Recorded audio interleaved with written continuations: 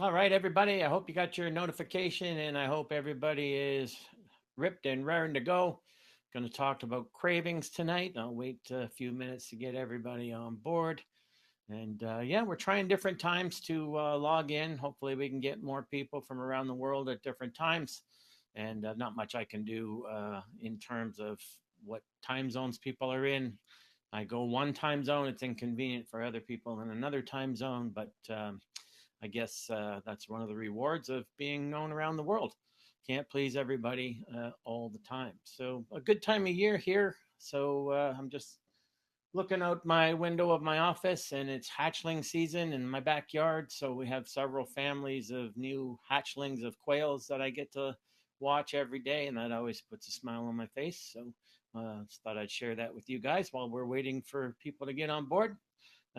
Mike says, good day. Good evening, Mike. Glad to have you. Yeah, we're just going to wait for the audience to build. Hopefully, we get more than the few we got right now. And then welcome your comments. By all means, hit your share button, hit your emoticons. Let's get some people on board and talk about some real world stuff. And we'll get at it any second now. So, one of the interesting things I came across this week, like to tell little stories while we're waiting, is I was waiting to get my hair cut yesterday.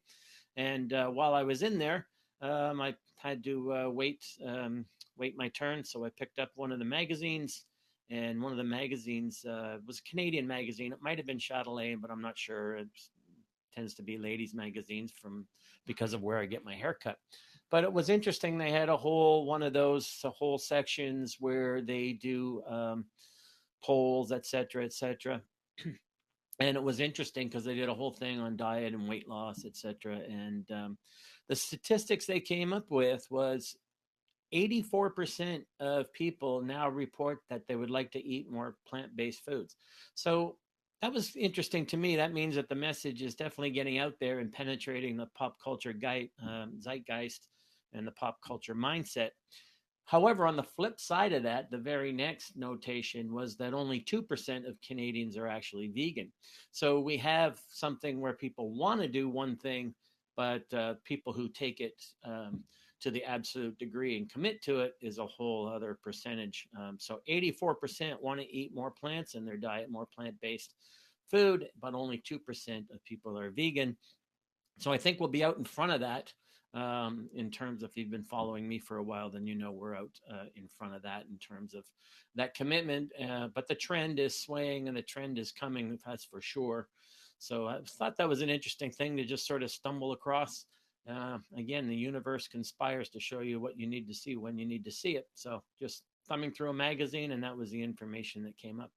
So tonight we're going to talk about cravings. I got an actual email to read you guys from a client, and then asked the client if I could share it. So he said, yes, go ahead. He was actually hoping I would.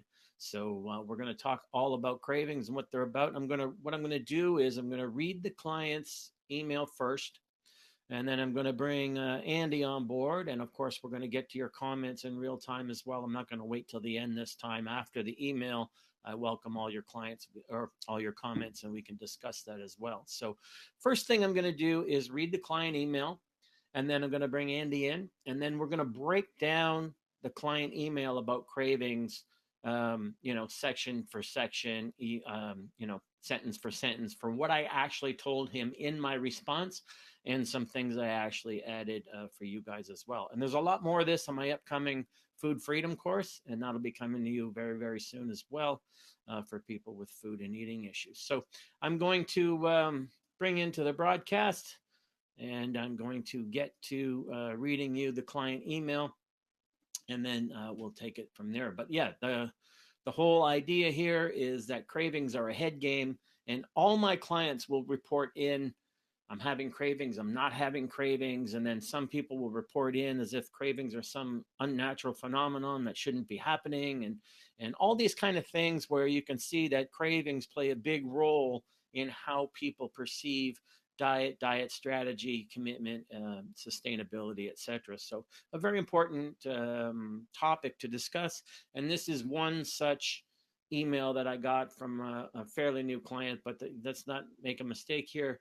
The topic of this is cravings are a head game. So I hope you can see my screen, and I'll share this. I'll go through it, and then I'll bring Andy on board, and then we'll break it down, what I actually said to the client, and then some other things I added for you all as well. So the client wrote me after his biofeedback, and he said, also, I was wondering, how do you stop food craving?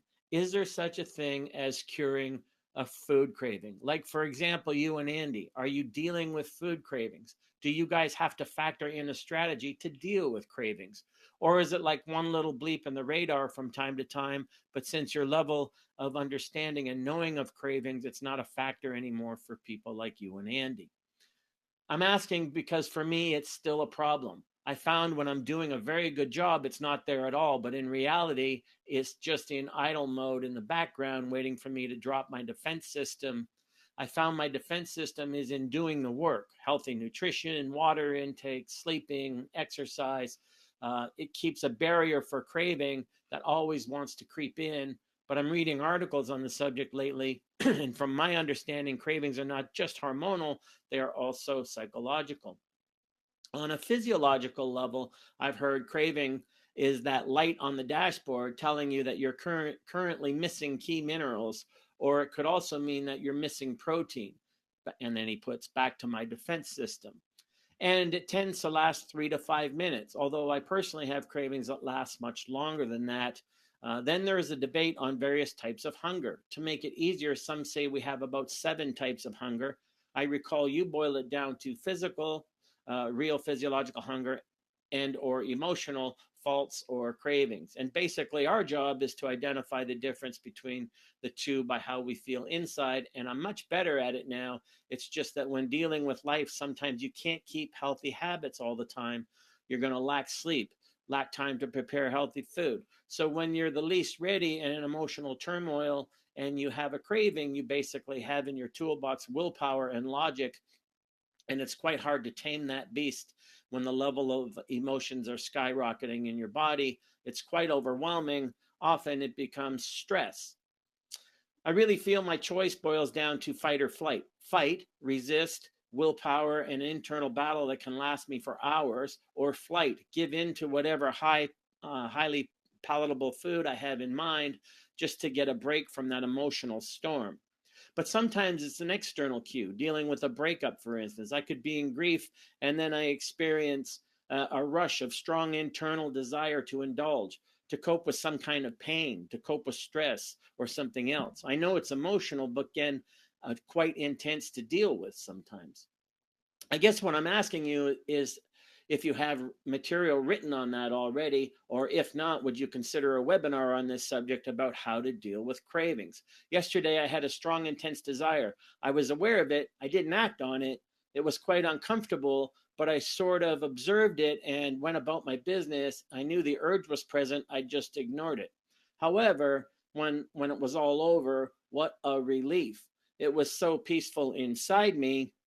And then again, I was telling to myself, well, is that it? Is this my only defensive strategy? That and making sure nutrients and sleep and everything else is kept in check? Or is there more to it? Is there more? I would like to know. All the best, Coach. So you can see he's quite overtaken with the whole element of cravings and what they are, how to deal with them, all these other things. So I'm going to definitely... we're definitely going to address that for sure. I'm going to bring Andy into the conversation now. And just before I bring Andy in, let me make sure I'm up on everyone's comments. So Leanne's just saying this is a great email. And most of the other people are just saying hello. And make sure you hit your share buttons, folks, and your emoticons when and if you like something we're saying. And I will do your comments in real time as we go. So Andy, you heard the email. Any comments before we start breaking it down? I think the whole point that he mentioned about being on the defensive about it, and this certainly isn't a put down or anything, but that's definitely the wrong mindset to be going, to be going about diet. Actually, I have a good quote from Wayne Dyer's book. He's just talking about like the should mentality, the have to mentality. And just being defensive about diet, like having to be on defense about sticking to a diet, is reflective of, not do about doing something you don't want to do, basically. So, and he mentions in his book, he says you can never be anything that you don't want to be all the time. It's just not possible. Therefore, any should or have to mentality will have to produce strain in you, since you won't be able to fulfill your erroneous expectation. The strain does not result from your undignified, non-supportive, indiscreet, or whatever behavior, but from the opposition of the should. So it's not the craving, it's the resistance of the craving that's causing anguish. And don't give, we'll get into that more, but about, the whole mindset thing, but it has nothing to do with the craving. It's your mindset towards the craving. So, and this is why that's why the title of this is that craving is a head game, and craving is a mindset, and all the rest of it. So so I definitely we're going to get into addressing his email now, point by point. So let's break this down and consider it. Hopefully you can all see my screen still, even because I got our two big fat heads on here. So I'm not sure how to do that in another way. You can see our screen that way. Hopefully it helps. Let us know if there's another way I can make Andy and I shrink, and I can let me see what's better here. Oh, that's the way we had it. So I think we'll probably go with something. How about that, folks? I think that'll look better for you guys, and you can see that better. So let's break it down and consider it little by little. First things first, notice the overly. Now I'm talking about the client email because this is the way people talk to themselves in their own heads. So notice the overly dramatic words and semantics used when depicting his craving scenarios. So when he overly dramatizes things, that doesn't help you, it hurts you. So below I address his email in real time, and I'm breaking it down for you point by point, as Andy is as well. So again, back to his actual email, and you get to learn a little bit something about coaching as well here. So I was wondering, how do you stop food craving? Answer by me, or all my answers are in red here, folks. This is how I answered him in real time. How do you stop a food craving? You don't. That's the first misconception and the first illusion of all. It's not about cravings happening, like Andy said. It's about how we respond to them. Only a full stomach cancels cravings, and a full stomach leads to being overweight or not happy with your weight. So you already have a dilemma that's incompatible with the likely goal. So that's very, very important as well. And his next line, is there such a thing as curing a food craving? No, there is not, especially in the world of food abundance in which we live, where sight, sound, and smell can definitely trigger a food craving, whether you're satiated or not.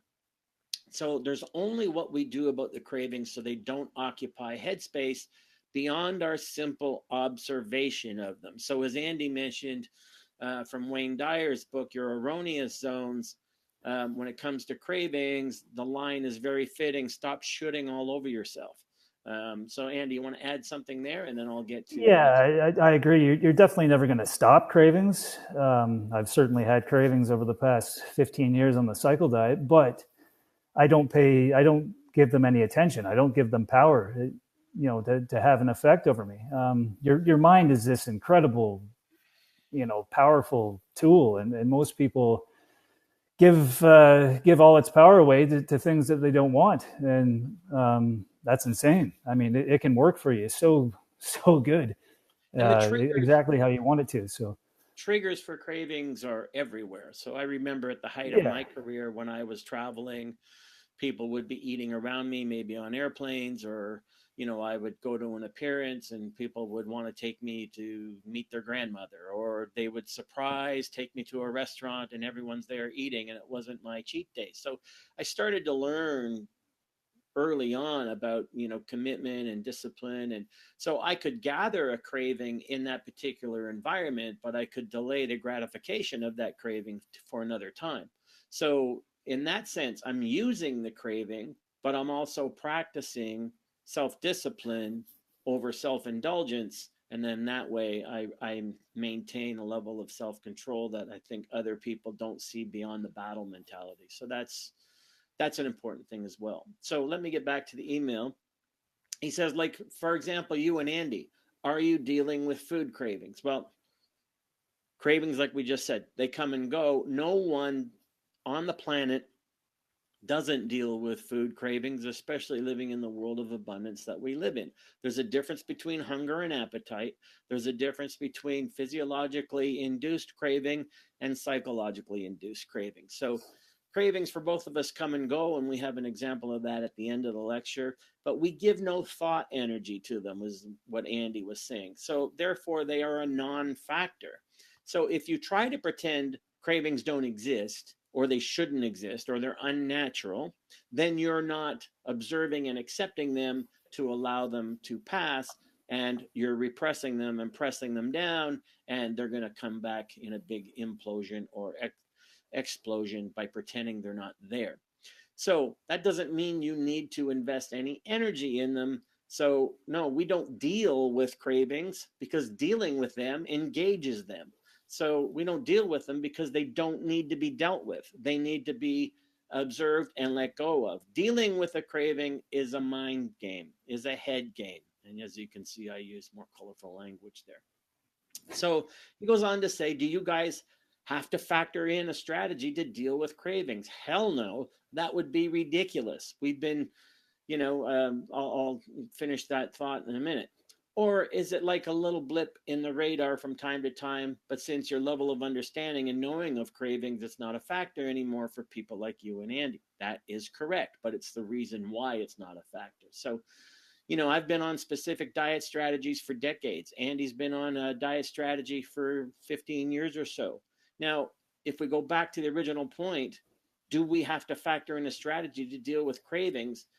Can you imagine if we had to do that for 15 years and me for 35 years? I'd be locked up in a mental ward right now in a white straitjacket. Some people think I should be anyway, but that's another argument. But there's no way any diet strategy survives that long if it means constantly battling cravings and engaging in what Andy said earlier, engaging in what you don't want. So the battle mindset is never going to work in the world of weight loss and weight control and physique transformation. Something to add there, bud? Yeah, I mean, my take on it, like, if you're interested in physique enhancement, then you should probably be interested in a lifestyle that reflects that, right? So that's always been my take on it. Otherwise, what's the point? Like, how's that ever going to lead to, a happier, more fulfilled person? That it's not. And we can't have the yin without the yang in anything, in any Yeah, endeavor, I in any agree. lifestyle, in any goal that we have. It's not just about the reward if Yeah, you're not going to also take into account the sacrifice. So I think that's where people get confused. Reward, reward, reward, but I have all these other things going on over here that are obstacles in reaching yeah. the reward. No, they're not obstacles in reaching the reward. They're challenges that are necessary in order to engage the process of reaching and keeping the reward. So very, very important. So I'll go to his next point. He says, I'm asking about you and Andy because for me, it's still a problem. I found when I'm doing a very good job, cravings aren't there at all, but in reality, it's just in idle mode in the background, waiting for me to drop my defense system. So you see how he's already talking himself into, even when they're not present, he's talking himself into being ready for a fight. Okay, my defense system. Like, look at the language used. You have to accept cravings will always be there instead of trying to fight them or resist them, which just gives them more energy in your mind. And I'm just going to put up here. Mike is just saying, I work around food every day and have some type of craving almost every day. As Coach said, it's mental, and he has taught me that. In another webinar podcast, Coach talked about having high standards, strict rules, and high expectations. Those are not imposed by the diet, but by the self. Really, really good point. And we should also point out that Mike, making this comment, has also lost over 100 pounds and kept it off. So, that's a beauty point right there. So again, if it was about a battle mindset, you're never going to, you'll win a few battles, but you will certainly lose the war. Yeah. So that's the important thing there. Go ahead, buddy. Yeah, I've always had a choice mindset, as opposed to a have to mindset. I don't have to eat anything. I choose to eat this way because I enjoy it, and it's who I am basically. So, of course, I get the occasional craving, but that's not the reality, the dominant feelings that I experience all the time. I'm not just constantly craving everything. Like I'm not, that's like the mentality of the 5-year-old kid whose mother can't take him down the candy aisle at the grocery store because he's going to want everything and have a tantrum if he can't have it, right? So you have to realize that, yeah, But I there's think choices that you have to make that there's also reflect your lifestyle, right? So there's there's also a mindset switch that goes on where you have the client here talking about fear of craving, defense system against craving, fighting yeah, cravings, and then I'm reminded of that song "Constant Craving." um, we turn that around and we make cravings a good thing, a fun thing, something to anticipate, something to like, ooh, I'm craving that this weekend, maybe I'll yeah, have that this weekend. So we turn it into something completely positive that narrates the story of our diet strategy and how to follow it. So instead of it becoming something to rail against and have a defense system against, we know that yeah. cravings are going to come and cravings are going to go, and sometimes they're going to be weak, sometimes they're going to be strong, but we make them inclusive of the choices and the diet strategy we make, so we make them fun for when it comes time to Yeah, and if you constantly gratify those cravings every time you feel them, then it's going to get old pretty fast too, right? Just what yeah, you and just mentioned. So I'm gonna get to that. yeah, So, but that's the first thing is the acceptance that cravings are going to come and go, yeah. and the battle mindset is a losing proposition. So Oh, back to absolutely. his email, he says, "I found my defense system is in doing the work: healthy nutrition, water intake, sleeping, exercise." For me, that just reflects the goal is the process, and the process is the goal. But and then he says, "This keeps a barrier for craving that always wants to creep in. But I'm reading articles on the subject lately, and from my understanding, cravings are not just hormonal, but they're also psychological." Well, I submit to you that they're mostly psychological because they're always going to be there on the physiological level, because that's how we survived and evolved. Not just hunger and appetite, but triggers to actually satiate hunger and appetite. And if you look at any mammal, which we are, then, as you know, they are on a seafood diet. They are programmed to seafood and want to eat it. And we have to acknowledge that. That's in my book, Beyond Metabolism, by the way, so people can respond to that. But most cravings are specific, which means cravings are psychological. When you're hungry, you need to eat. You don't think about that beyond hunger. Cravings tend to be more specific. Oh, I really want pizza. Oh, I really want donuts. Oh, I really want sugar. Those kind of things are always psychological. So that's what we need to realize and accept as well. Hunger becomes a craving, first of all, when you're not fed. And then a craving is psychological, not physiological. But on a physiological level, he says, I've heard that craving is a light on the dashboard telling you that you're currently missing key minerals, or it could also mean you're missing protein. And then he types in back to my defense system. Now, my response to him was, overall, that notion is ridiculous. It's a rationalization to eat, and it's more industry gobbledygook that we know more than doctors. And a craving is a sign that your body, there's biofeedback, folks, and then there's nonsense. All right. This tends to err on the side of nonsense. Unless you're starving, your cravings aren't a light on the dashboard that you're short on a micronutrient or missing a key mineral or missing protein. As you know, we are now on a low protein kick. So actually that would be even more ridiculous. And then he says, cravings tend to last 3 to 5 minutes, he read, although he's personally had cravings that last much longer than that. And that's, of course, because he keeps engaging them. So what you resist persists, and what you fight against, you strengthen. So of course his cravings are going to last more than 3 to 5 minutes because he consistently engages them.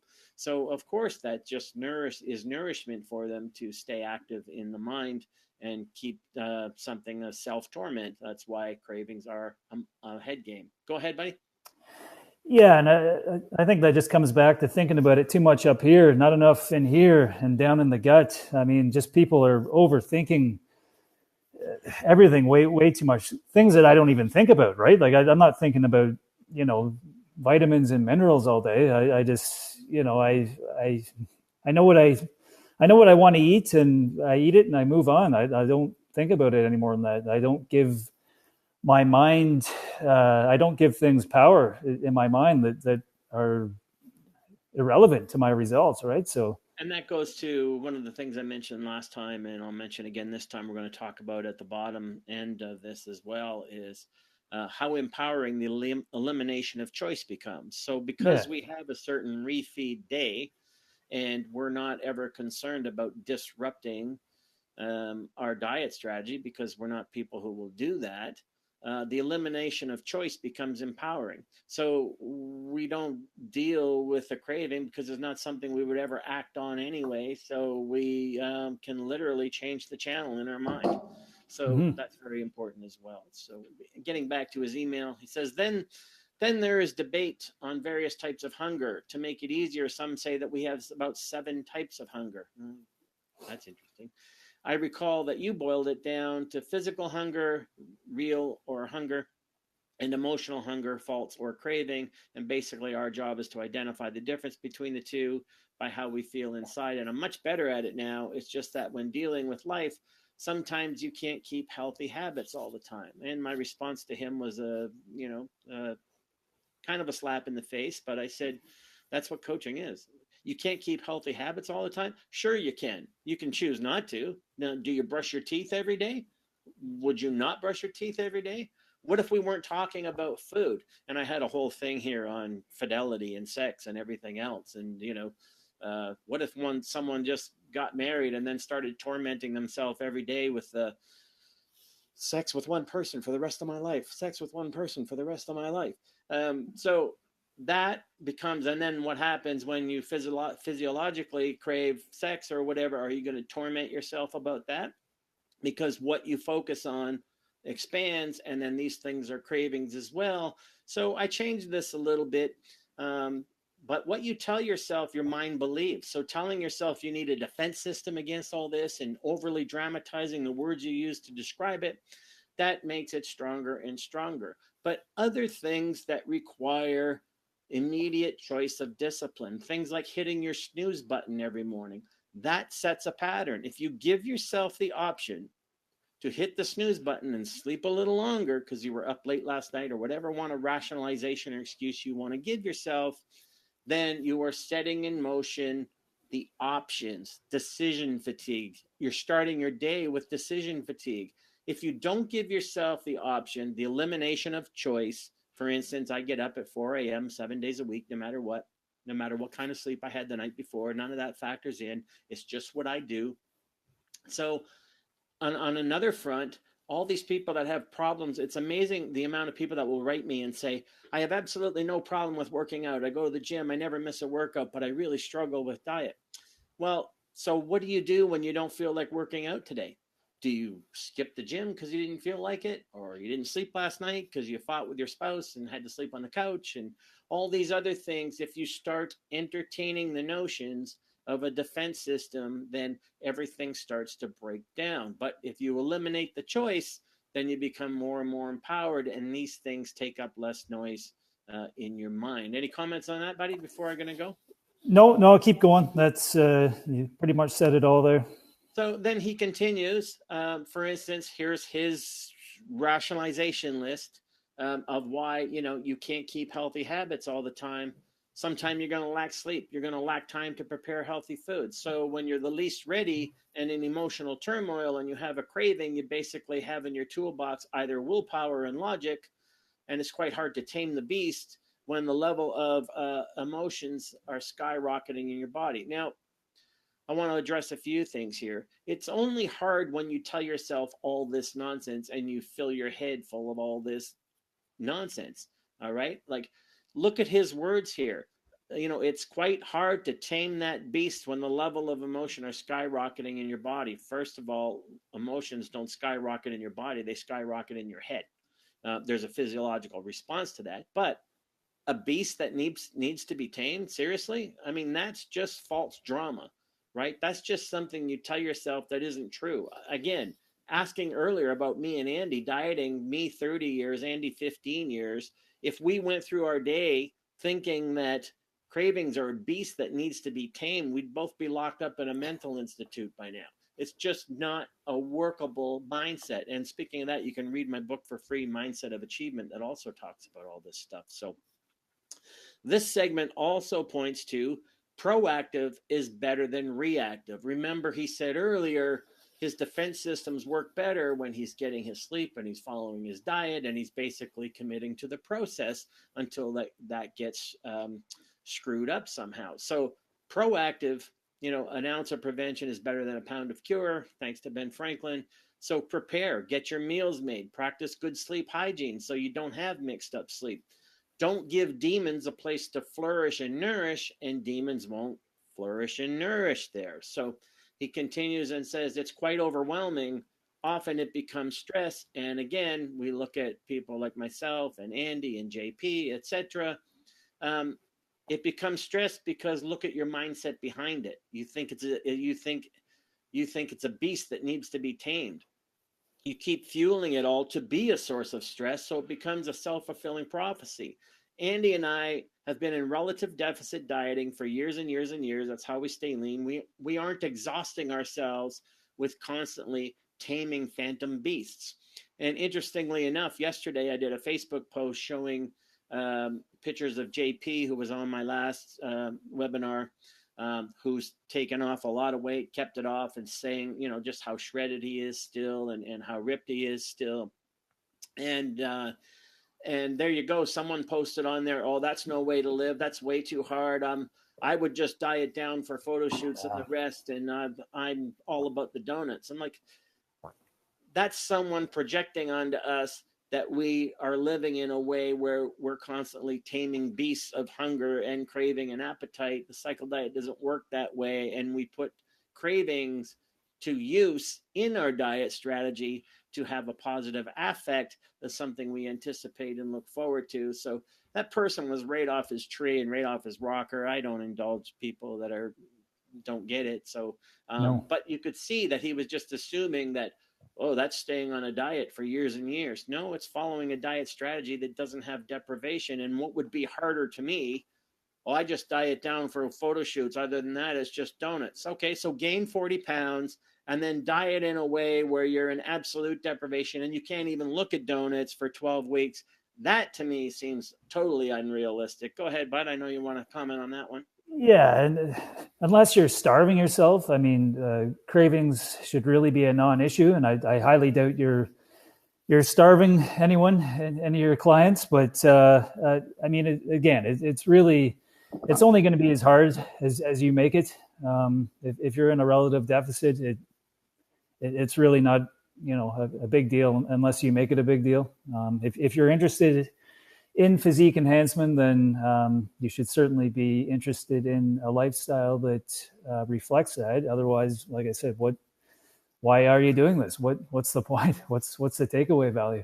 And we talk about in my book, The Cycle Diet, and the course, The Cycle Diet, we talk about indicators of relative deficit versus absolute deficits. And one of the things we talk about is, okay, you'll get cravings, you'll get hungry when you're in a relative deficit in different places or different sensory systems like eyes, smell, whatever can trigger cravings. But unless you're up all night because you're so hungry or you're dreaming about food, then you're not in an absolute deficit physiologically. So your problem becomes one more emotional. So let me get back to his email. He says, I really feel my choice boils down to fight or flight. Resist with willpower, an internal battle that for me can last for hours. And then I put what you resist persists. you just give it more power by making it a fight. And again, the uselessness of the battle mentality, as you can see, as he writes this, he's losing that battle, even just by writing it. So, or the fight or flight, I give in to whatever craving I have in mind just to take a break from the emotional storm. And again, look at the dramatic, overly dramatic words. We're taming beasts and we're having an emotional storm.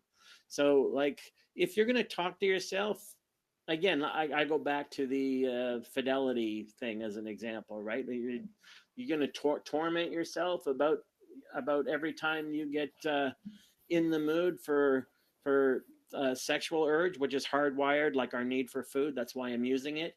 Are you going to torment yourself with giving in to whatever urge you have when you have it and how you have it and with whoever happens to be around?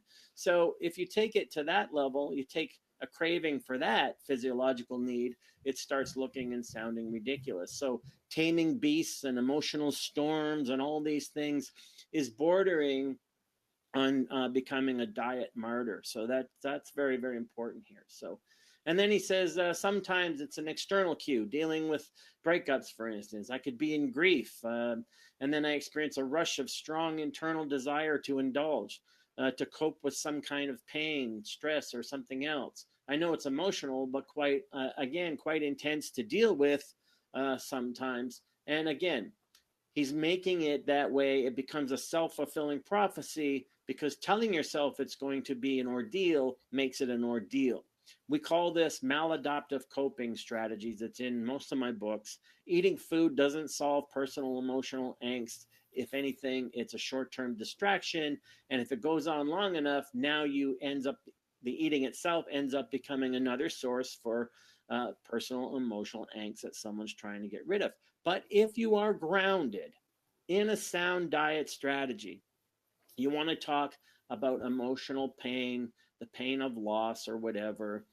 When I lost my father and I had to go back east to take care of all the things that needed to be taken care of and do that on my own with no help, one of the things that grounded me was my process. So I didn't say, I'm in all this emotional pain. I'm in all this emotional torment. I can't sleep. I might as well eat. I stay right near a donut shop where I go to have coffee every morning. No, what actually grounded me is my fitness lifestyle, my diet strategy gave me strength. So you don't leave those things and abandon those things to cope with pain. You double down on those things to cope with pain. And that's something that people won't get unless this becomes a lifestyle. Diet strategy and fitness, what other people don't understand is these things aren't goals or to-do lists. They are either lifestyles or they're not lifestyles. Go ahead, buddy. Yeah, I find a lot of people end up putting themselves in a double bind, right? On one hand, they want to diet, but then they start getting cravings.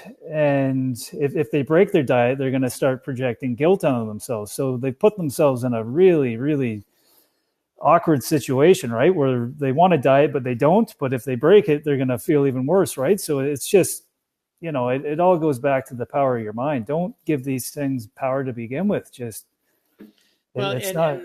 to underline your point, I mean, look at his whole email in its totality and what he was saying earlier. When he's following everything, the cravings aren't as bad, but they're just below the surface, waiting to take him over. So Yeah. even when he's doing good, he's tormented about what might be coming. The coming Subconsciously thinking, yeah.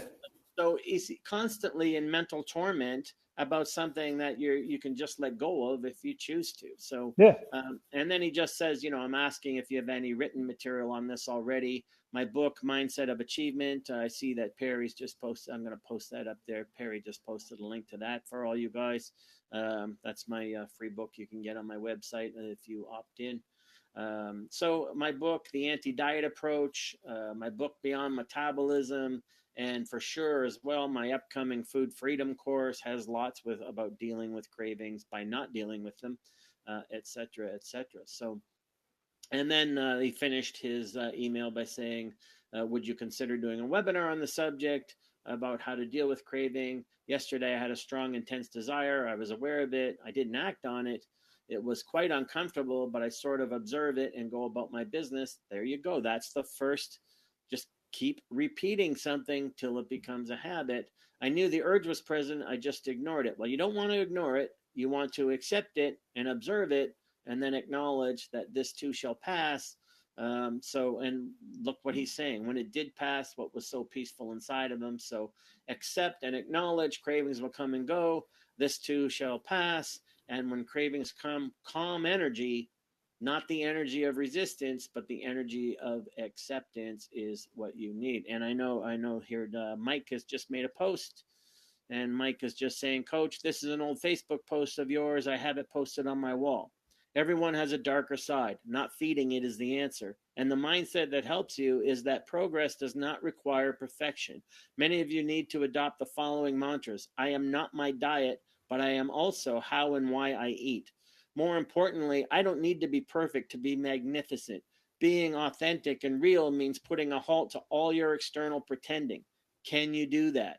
It means you need to stop vacillating between seeing yourself as either all good or all bad. You are never just either one of them. So I think that does speak to a level of mindset and a level of self-commitment, self-control.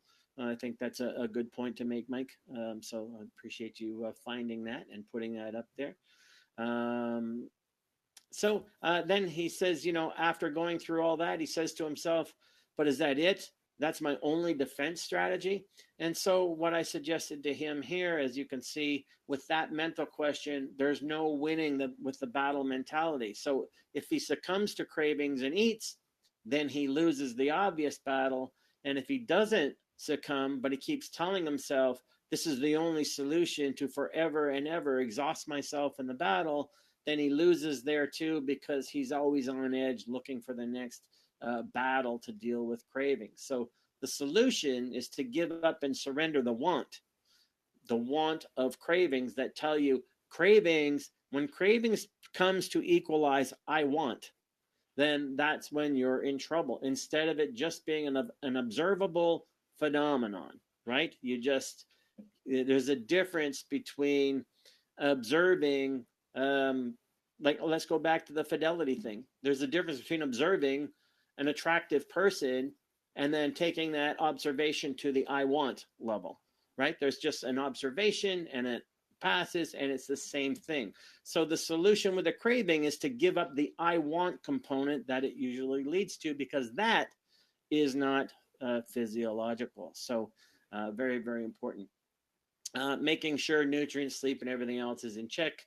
Go ahead, buddy, and then I'll wrap it up. Yeah, I was just going to say it's really about just going with the flow. Go on with the flow. Don't resist it. You can recognize it, accept you have cravings, but doesn't mean you have to give in to them. I mean, like you said, what you resist persists, right? So if you go with the flow with your day, with your life, and recognize it, and just move on. You need to recognize that you don't have to give in to them either. You don't have to give them power.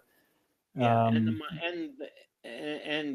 not just the question that I constantly get is how you deal with cravings, and I think we make it quite clear. Yeah, we don't deal with them. We don't have to. We don't act on them. We don't deal with them. They're just the less. It's like that old Zen parable, right? The wolf you feed is the wolf that gets stronger. So by not dealing with a craving, it gets weaker and weaker until it has no power at all. Absolutely. Just going to go to MK's comment here. I always like to remind people when they have such thoughts that we have willingly chosen to undertake a diet strategy. Having the choice means we're privileged enough to have food options. Food cravings are real, but hiding or ignoring the thoughts not the answer. We have to try to understand what triggers. And triggers are all around us.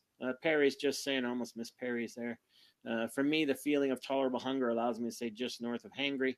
Knowing there's another feed is helpful. I like the empowerment of being on the hungry side as well. But let me get back to some real points here. A lot of people go through these stages where they romanticize and dramatize cravings. So the danger point there is that this can also lead to diet martyrdom. where the dieter now is a martyr. And trust me, no one wants to be around someone like that.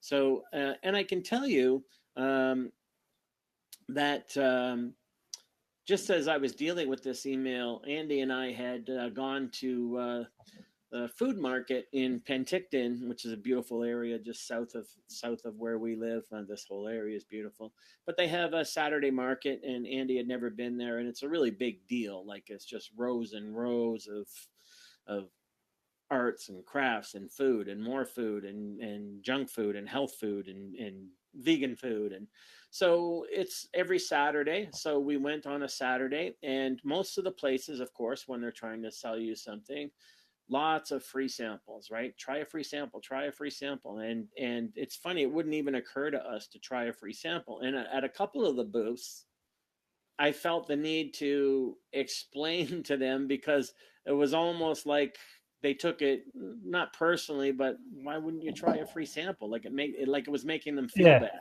And Yeah. so I was like, you know what? We follow this special diet, and I'm trying to try to ease their minds. It's not that we don't like it; it's just not our eating day. And then Andy turned to me and said, "I don't even bother explaining it to people anymore. No one's going to understand it, because you're talking about free Yeah. samples that are the size of a thumbnail, right? Like they're not, like it's not going to ruin our diet or whatever, but it's just something we wouldn't indulge. We wouldn't entertain the notion." So as we were doing that, we walked by. There was a soft ice cream stand. Like I said, it's a huge um, uh, Saturday food market, and there was a soft ice cream there. And Andy kind of said, "Well, that's one thing I'd kind of miss. I really used to enjoy those in the summer, and which we won't have anymore because we're vegan." And what we did was we just acknowledged it. We accepted it and Yeah. go, "Yeah." And I said, "Yeah, me too. McDonald's was my favorite." Soft ice cream, McDonald's and Costco. Yep. We both acknowledged it. We weren't there poking each other with our elbows going, "I'll have one if you have one." Or, what if you get a craving for, and besides that, it was Saturday anyway. So even if our refeed is on Sunday, why would we torture ourselves with the whole notion of the soft ice cream? Like what are we going to do? Run up beside the people who are Yeah. having it? Like, how's it taste? Or How's it taste? Is it as good as it looks? Is it good as it looks? How's it taste? if you So, start if you start your cheat day early, I will. Like that kind of thing, right? Like I yeah, just and it's just not something we would do. So, let me get to Wallace. Is another client of mine, and Wallace said, "Until the Abel approach, I used to think very similar to this gentleman. It was painful and exhausting. I feel so now. My wife has even noticed. One night she was having some pizza and offered me some, and then pulled away, saying, 'You can't eat this.' I replied, 'Of course I can. I'm not ready for it yet, but one day I'm going to have a whole pizza for myself.' That wouldn't have happened before. I even felt good about it." And so that's something that and yes, Wallace is a client of mine. So but that's the change in the diet mindset, and that's what coaching can change, is the whole torment mentality. Not can't have, but choose not to have, at least right now. yeah. And that goes back to the next point that I wrote down. We talked about it earlier: psychology and decision fatigue related to cravings. Marketers count on you, and your decision fatigue in the world of abundance we live in, that we only have so much willpower. And if you rely on that, then you're with all the decisions you have to make: hit the snooze button, not hit the snooze button, work out, not work out, stick to your diet, not stick to your diet, go get gas today so you don't have to do it tomorrow or not do that. All these things, you're going to run out of willpower. And you relate this to cravings. And one of the examples they always give, they talk about Einstein's wardrobe. And I'm not sure if this is actually attributed to Einstein, but some say it's Stephen Hawking, blah blah blah. But they say that one of Einstein's things before there was even a term to of decision fatigue is, and a lot of intellectuals, they have the exact same wardrobe. So they have 7 suits that are exactly the same, 7 pairs of pants that are exactly the same, 7 pairs of underwear that are exactly the same.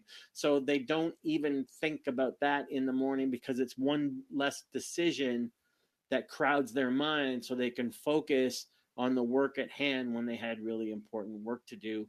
And diet strategy kind of works the same way. And along with this decision fatigue is the empowerment of the elimination of choice.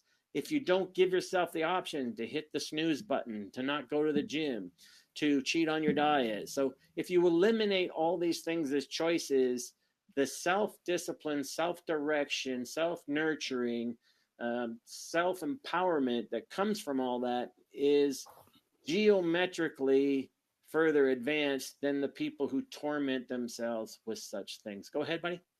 Yeah, as much as I love cheat days and enjoy them, I'm not going to live for one day, one day a week and be miserable the rest of the time. So, I mean, going to Penticton, it wasn't a big deal, to be around food like that and people offering you samples and things like that, because I enjoy dieting. I enjoy my diet meals. I enjoy being in intolerable hunger. It's not a strain, or I'm not on, the defensive. And for us, it's even Yeah, at go ahead. it's even at a level of fun, right? Because I mean, we Yeah, went there, and I put my nose up to the freshly baked breads, and I was smelling the olive yeah. I ciabatta mean, garlic bread and the cranberry whatever bread, and it wasn't like torturing yeah. myself There with was it. a smorgasbord of everything there, right? So, I mean, Yeah, those people were eating what the hell was that? Those things they were eating on the stick. It was like, chips on a stick, and there was yeah. there was all. I mean, we weren't like tormenting ourselves. It was, again, we No, made it wasn't like that at all. an inclusive part of what we do. So, yeah, so for people, and it's like you started this with the quote from Wayne Dyer at the beginning, right? If you're going to be shooting all over yourself and fighting against what you don't want and what you don't think you should, if you're going to have a constant battle mentality, then you're going to lose the war. That's just the way it Yeah, is. Now, I will mention, when people write me as clients and they talk about, wow, it's really weird, I'm dropping all this weight, I'm not that hungry, and I don't have any cravings. That physiological is part of, and remember, I talk about the three realms of time: the immediate, the residual, and the cumulative. In the residual phase of a diet strategy where your body is surrendering free fatty acids willingly, like what Byron's going through, that's the anti-catabolic phase, where your body is willingly, in the residual phase, um, surrendering free fatty acids. And no, you won't have as many cravings. However, I always remind my clients who are reporting on that, on how wonderful it is, residual phase doesn't last. Eventually, your body builds up and goes past the anti-catabolic phase, and you will have cravings again. So that physiological response can last for a while, but cravings are going to come back. But I wanted to mention that because it is a real phenomenon. The anti-catabolic phase of diet, where your body is easily surrendering free fatty acids in the initial phases of a diet strategy, that's the phase when you think, wow, I can do this forever. This is really easy. I'm dropping weight. I'm getting yeah, lean. But that doesn't last. You eventually switch to the cumulative phase. So that's important to mention as well. And then finally, what I wanted to get across, cravings and all these other things and mindset of achievement. When you choose a goal or you choose a lifestyle, you got to be all in. And that means you can't just focus on wanting the rewards. You also have to accept the sacrifices and make peace with them. As you can see, making war with the sacrifices is often going to result in never attaining or keeping the rewards or reaching the goals. Boom shakalaka baka boom boom. That's the final equation that you want to get to. You can't just want the rewards without accepting the sacrifices. And like I tell everyone, people will say, oh, I'm really, really hungry this week. Oh, but people are noticing how lean I am. Well, that's because those two things to go together. There's no, unless you believe in magic marketing of online nonsense, the leaner you get, the man. hungrier you will be. So it becomes about proper diet strategy and what you do. So just let me reread that part again. When you choose a goal or choose a lifestyle, you need to be all in. And that means you can't just focus on wanting the rewards. You must also accept the sacrifices and make peace with them. As you can see, making war with the sacrifices is going to result in never attaining the goal or keeping the reward. So I'm going to blow that up a little bit, let you all soak that in. Final comments, bud? Yeah, I don't even view the sacrifices even as sacrifices anymore. I definitely don't feel deprived. I'm obviously way beyond that. And I think it's important just for people to realize that you're absolutely in control of your cravings. I mean, the giver and receiver of your thoughts is the same person. It's you.